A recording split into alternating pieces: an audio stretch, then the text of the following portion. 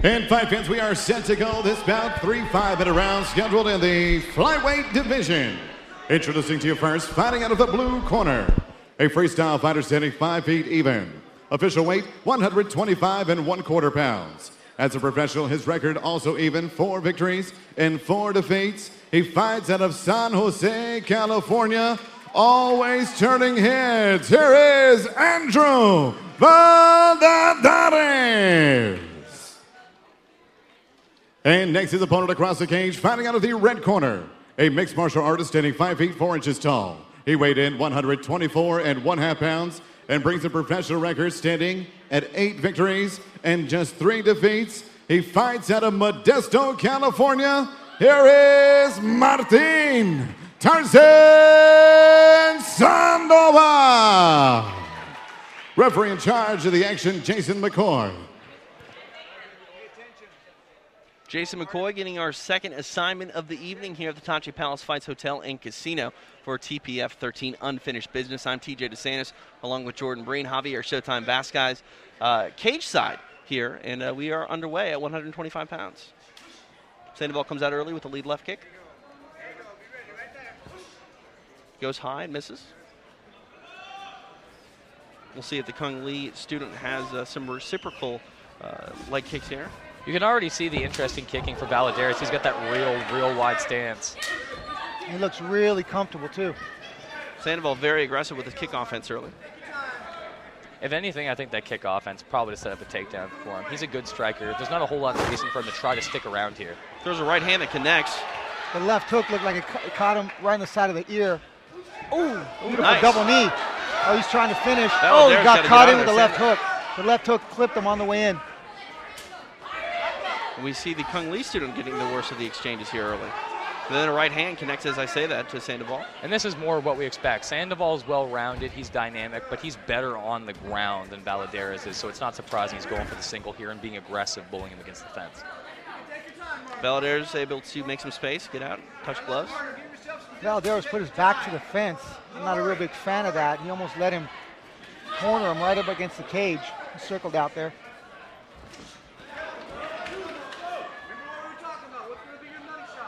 125-pounders standing at range here in our second bout of the evening in Lemoore, California. Tachi Palace Fights 13 Unfinished Business. Sandoval is a little bit taller. He should be using his length and keeping him at the end of his punches. Valladerez flirts with the left hand, doubling up the jab. Ooh. Throws a right hand that grazes the head of Martin Sandoval. And now we see Valladerez looking for a takedown of his own. He's got to be careful when he steps inside. He almost gave up his back. And Sandoval able to push Valladerez up into the fence now. Trying to work for that single leg. There's a takedown. Settles into the guard of Valladerez. Valladerez being active with the strikes on the bottom. Sandoval just looking to potentially wait to posture up, it looks like. Doesn't look like he's doing a whole lot. UFC bantamweight Michael McDonald in his corner calling for him to set up shots and pass guard. I mean, that, again, has to be the strategy. We saw early Sandoval very aggressive on the feet, but this is presumably where we're going to see the difference. He landed shots standing, but historically, Valladerez has been finished on the ground, and this is the kind of situation that Martin Sandoval wants. Valladerez went for an arm bar, missed it. Triangle setup here if he can clear his other leg, and there he has it. Trying to slam his way out of it. See Sandoval's hanging with it. Omoplata attempt. He's going the right direction. He countered it. Most fighters counter that triangle going the opposite way, which actually sinks it a lot tighter. He actually circled towards the same direction that the arm that was inside the triangle, and he did a great job of escaping there. 2 minutes remain here in our second contest of the night. Sandoval gets a takedown and now winds up inside.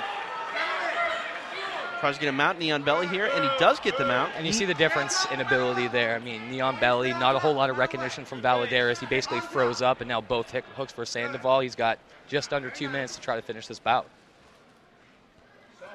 125-pounders in the cage. Martin Sandoval on top of Andrew Valladerez. Sandoval is a little bit high on his back. He should back up. Right here, he should remount also. Nope, he just chooses to stay on his back. Valladerez made that easy, too, rolling to the other side that he was getting high on, basically giving him the chance to sink both hooks back in.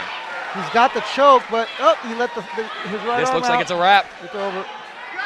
It's only a matter of time. Oh, fight in the hand. Never over until it's over, gentlemen. Fight If in he the changes, hand. he's going to change it to a gable grip here. If he changes it to a gable grip, it's over. Or he could also climb on top to flatten him out. Sandoval There he needs- goes. yeah. That's it. Oh, he did a great job there. Great job of turning his back to the ground. He's out of it. It almost looks like he's working a forearm choke here. Sandoval's mouth guard's half out of his mouth. He's still in a bad way here. I call this move, this little tricky little move right here, that little choke, I call it the chiropractor. Nobody really uses it because it's not so high percentage, but he was going for it a little bit there. Kudos to Andrew Valladerez to survive here and get back to full guard. Interesting stand now, just fixing the mouthpiece.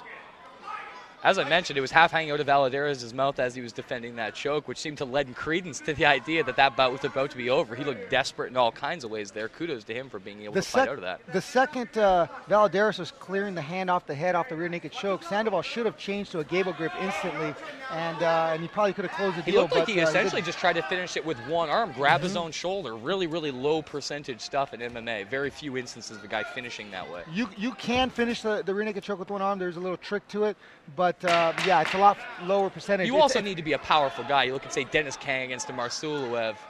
There's a trick. There's a little trick to it. There's a little trick to finishing that one arm rear naked choke. You're that just makes trying it to beef up seminar business. No, there is.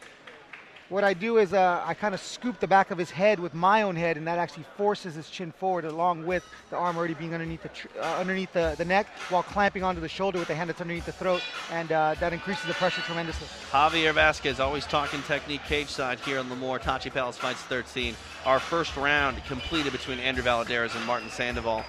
Pretty good work, good round of action, and props to Andrew Valladerez for staying out of that rear naked choke. Yeah, it's good when a guy who's been tapped out in 2 of his career losses is able to get in some deep water against a talented guy in Martin Sandoval, who's been improving his game, is good on the ground. To be able to fight out not just of adversity, but a fully applied submission. Obviously, as Javi mentioned, Martin Sandoval went for a relatively low percentage move. Probably, if as you mentioned, it switched to a gable grip, might have been able to finish that. That has to be the emphasis in the corner here going into the second round. Put him back on the mat, more of the same, try to expose his back. Because we saw Valladerez, even though he's tough, even though he's able to escape, the grappling instincts aren't there the way they are for Sandoval, who's clearly a bit more technically schooled on the floor. Round 2 just about to get underway between Andrew Valladerez and Martin Sandoval. Flyweights in the cage here. And round 2 underway. Sandoval in the white, Valladerez in the red with black shorts. Valladerez's weight seems to be a little bit further back on his rear leg, and that's why Sandoval is chopping away at his front leg. Look at the difference in striking methods here. You have Sandoval, who's coming out very aggressive, almost key-eyeing with his strikes, and Valladerez able to, patient to sit back. You look at the strikes of Sandoval, Jordan. I think you hit the nail on the head early. Oh, he's got his neck. A guillotine He's here. got his neck.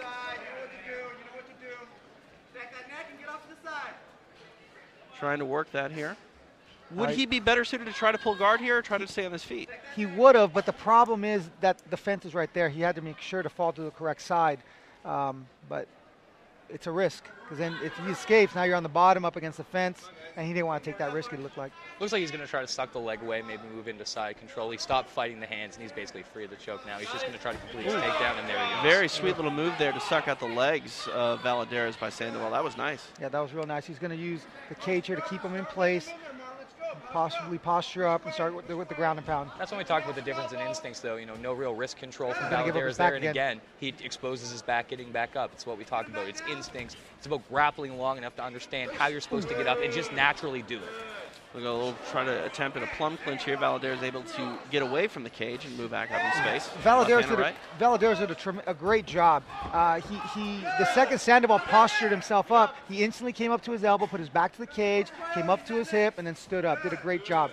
Valladerez flirted with the front headlock, tried to take the back, but Sandoval was having none of it. Gets back on his feet, throws a head kick. Head kick that hit him in the neck, stunned him and backed him up, giving him the chance for that single leg. One thing you can say for Valladerez, though, you can see the Sanchow background. He's got some throws from the clinch, he's got some reaps and that kind of thing. But in actual close quarter wrestling, when scrambles happen, it's a bit harder for him. I thought he was going to jump over for an armbar there, and maybe he attempted it, but was not able to. I don't think the helicopter armbar is a part of the Sanchow curriculum. Yeah, mixed martial arts will surprise you, though, from time to time, Jordan Green. Sandoval is keeping it real simple, pinning his opponent up against the cage, catching a breath, then either pulling the leg out, running the pike, real basic fundamental wrestling, something that could make his life a little bit easier. He's getting the job done regardless, but something that could make his job a little bit easier is locking his hands for the takedowns. but now he's mounted up against the wall, up against the cage right here. And once again, attacking the neck, going for the rear naked choke. And a lot of time to work here. The round just a little over half done as we move on in our flyweight contest here. Sandoval right in front of his corner. Michael McDonald just yelling out instructions for him. There's no reason he can't simply crib notes from his corner here and do what they ask for the next 2 minutes en route to trying to finish. He's going to flatten him out again here. He's getting high again, though. Really going to sink those hips down there and control the legs the way we saw Paul Ruiz do in the first round. Yeah, he's got to back up. He's got to put his hand on the ground and back his hips up. Or he could fall to the side and adjust his hips this way. Now he's back centered, meaning that his chest is right on Valladerez's back. He's controlling the one-on-one, using the heels. That's a good little setup to use the heels to get the guy to defend the heels and then to possibly trap that topside arm. Good job by Sandoval getting up, but still riding he's falling high. off to the side too. When your opponent's on your knees, you can't be on your side. You got to be clearly on top of him right here. Sandoval able to secure that position, though. He does have his legs crossed. Yeah, he's got his legs crossed to keep his hips from twisting, but there's an opportunity for a footlock, and he's going after it.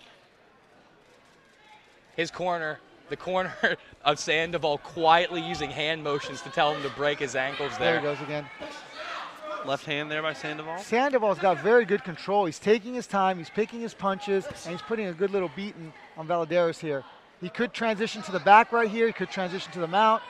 He could step up his right foot right here and then fall to the left side, which will make the arm be closer, the choking arm be closer to the ground. Valladerez identifies that, clears the arm, and transfers it to the other side. There's no threat of a choke here, but he is taking some shots to the body. Contrasting the first fight, we see how Ruben Trujillo was finished quickly by Paul Ruiz simply because he's going to get out of this. He got trapped. Exactly. Andrew Valladerez taking his time, being patient, even though he's clearly losing these rounds, being out-grappled. When Martin Sandoval gets high, drifts off to the side, which we've seen over and over again, he knows he's being patient, waiting for his time to escape. He's not winning the fight, but he's staying in it, and that's a lot different from what we saw in our first bout this evening. 30 seconds remain here in round number 2. Martin Sandoval all in the driver's seat in this round. Valladerez, I tell you what, though, I'm impressed with his patience. He's mounted now. Every time he's throwing a punch, he's bucking his hips to disrupt the base of Sandoval. He turns his back, hooks her back in. It's an issue for Sandoval. We see that even though he's good at taking the back, his balance isn't great. He's got those short little legs. It's hard for him to control. And as Valladerez moves, it's really, really hard for him to keep a solid back mount and a solid choke. Again, same thing. Run out of time. 2-on-1 on the hand, run out of time. He's got to use his legs a little bit more. It's hard. Hit the body. I mean, look at the size of his legs. They're small. It really seems hard for him to sink his hooks really, really deep. It's not about sinking it. Well, he's got a couple options. Option number one, he could triangle the body. He's small enough, and his opponent's small enough to triangle the body to neutralize the turning. So that way he doesn't have to worry about turning and choking. By triangling the body, that neutralizes your opponent, keeps him from turning, then you can focus 100% on the choke. Option number two, work on trapping an arm with his legs by using heels to the thigh, the body, the ribs, to get Valladerez to reach for the leg and eventually trap the arm. By trapping an arm, it's a 2-on-1 situation. He can get his chin up with one hand and choke with the other. We've talked, Martin Sandoval has definitely been in the driver's seat throughout this entire round as we see him working the rear naked choke. But the durability of Andrew Valladerez has kept him through here. When does that start to be discouraging to Martin Sandoval? Well, Martin Sandoval is winning the rounds here. You see here, he wasn't able to finish rear naked choke. Made him spit out his mouth guard again. He's still clearly in control of this fight.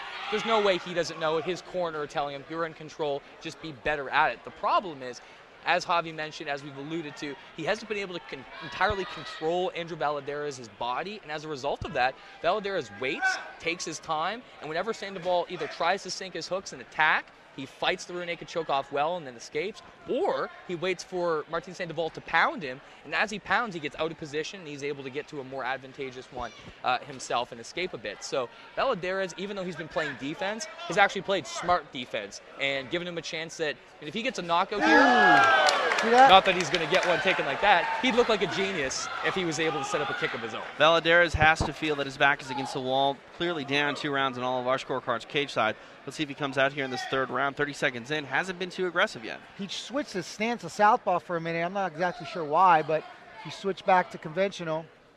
Sandoval fighting southpaw now as well. And now, staying in. He's a good kicker. Sandoval's a good kicker. I like the way he's throwing his kicks. He's very comfortable, very relaxed, and very flexible. He doesn't seem to be forcing everything. Everything seems really loose and fluid while he's standing.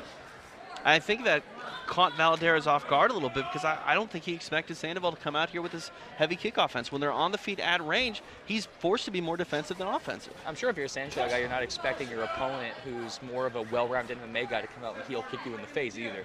He's setting up the takedowns. He gets them to exchange, to clinch, to get the takedown. He uses the strikes, the setups, the kicks, and then watch. He'll get into an exchange and then shoot underneath them. Sandoval also has very good head movement. He's moving his head while coming forward and throwing punches and still landing powerfully. It's a very, very underrated skill, and it's one that helping him close the distance on a guy who, if he's not a better striker, is at least a more classically trained one. This is the same thing he's been doing the entire fight. He gets up against the cage, catches the breath, finishes the takedown. He's a little bit of an awkward position here. He's going to have to stand right back up and turn Valladerez. Valladerez has been going after that guillotine the entire fight, and he might have it here. He's got to scoot his hips out to his right.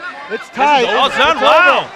What a comeback by Andrew Valladerez. And this is why we talk about defense. Valladerez was looking and hunting for that guillotine the entire fight. He almost had it in the second round, and he caught him in the third. This is what's unique about mixed martial arts. It's not just that you can make a comeback, it's that there's a real value to defense. Valladerez was outmatched on the ground, yet he ended up finishing with the guillotine, something that he tried to set up earlier, because when he got in a disadvantageous position, he took his time, he waited, he smartly fought his way out of those situations, and he made the most of it in the third round. Better still, the Tim Boetsch against Yushin Okami thing, you're down 2 rounds, you see a position that you think you can make the best of, go for it. He didn't wait. He got a front headlock, he sunk the hand grip for his guillotine, got it comfortable for himself, jump guard, finished it brilliantly. And adding a little insult to injury, did it right in front of Martin Sandoval's corner, no less. You know, it was interesting. We talk about Valladerez having to be aggressive. I thought if he was going to come back and win this fight, he was going to do it with his hands and his feet, but it's the guillotine that gets a stoppage. Let's go up to Joe Martinez and get our official time. Ladies and gentlemen, the end comes 1 minute, 52 seconds, round number 3. Submission by guillotine for your winner. Always turning heads, Andrew Valladerez. Andrew Valladerez.